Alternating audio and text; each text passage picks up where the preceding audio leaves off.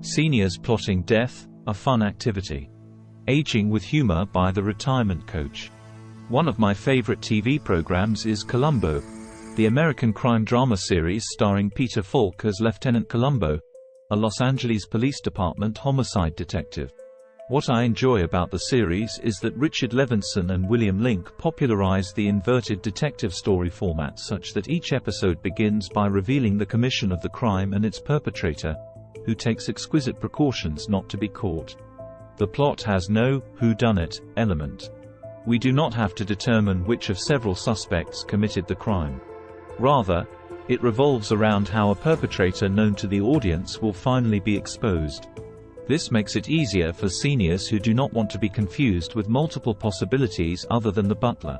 The clues Columbo finds to help him solve the case are sometimes revealed beforehand, but often not until the episode's end. Episodes of Columbo have been broadcast in 44 countries. The BBC described the show as timeless, and it remains popular today. Some actors appeared more than once, playing a unique character each time.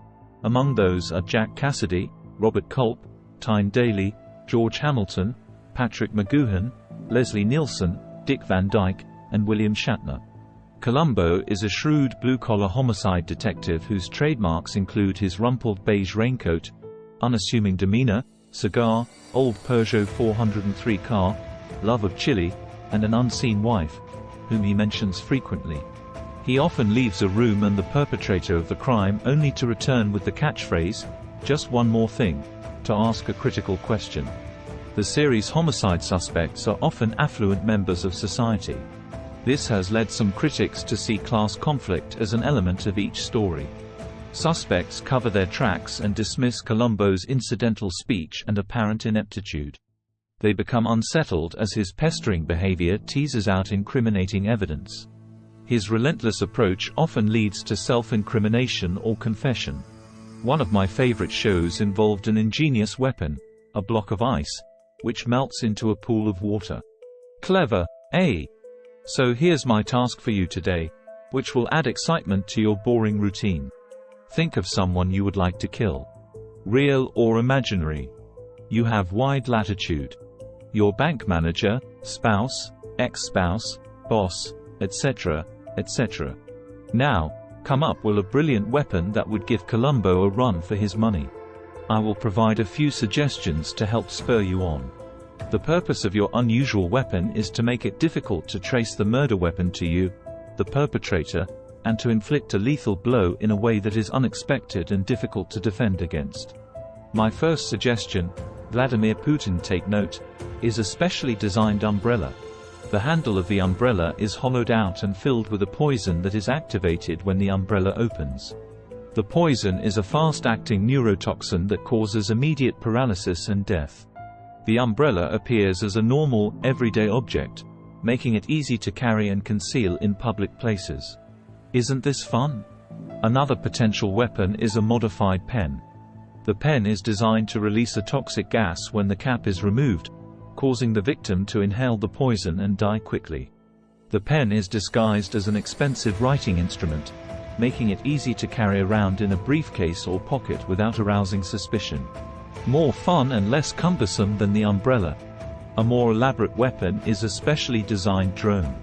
The drone is equipped with a small explosive device that is activated when it reaches a certain altitude or location.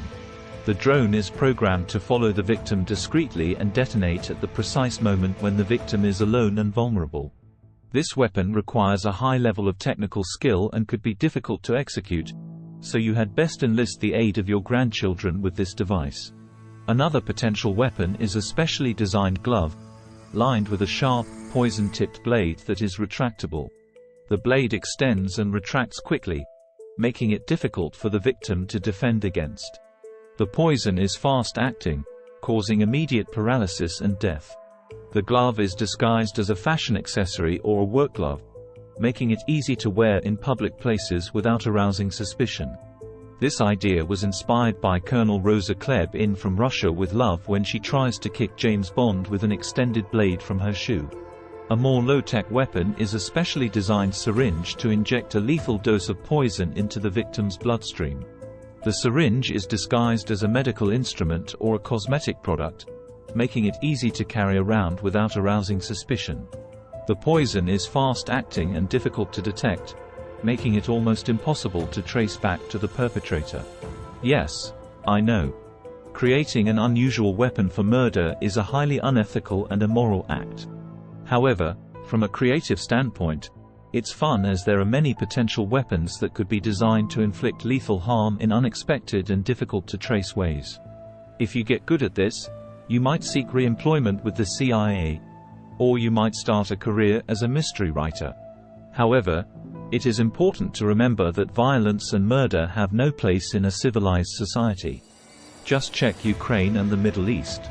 Aging with Humor by The Retirement Coach is a YouTube video channel that takes a light look at life for the +50 set. To create my YouTube videos, I use AI software called Pictory. They offer 3 5-minute freebies at this link: https://pictory.ai. Ref equals KNQW7. It's easy to use, provides voiceover, captions, and great video pictures to accompany your text. Give it a try, if even for the freebies. It's a good way to add promo spice to your website, FB page, etc. I appreciate your subscriptions at no cost, and thanks for your support. I retired at age 54. That was 26 years ago. I have been writing popular retirement humor newspaper columns ever since. I also record retirement coach podcasts. As we age, the best way to cope is with a daily dose of humor.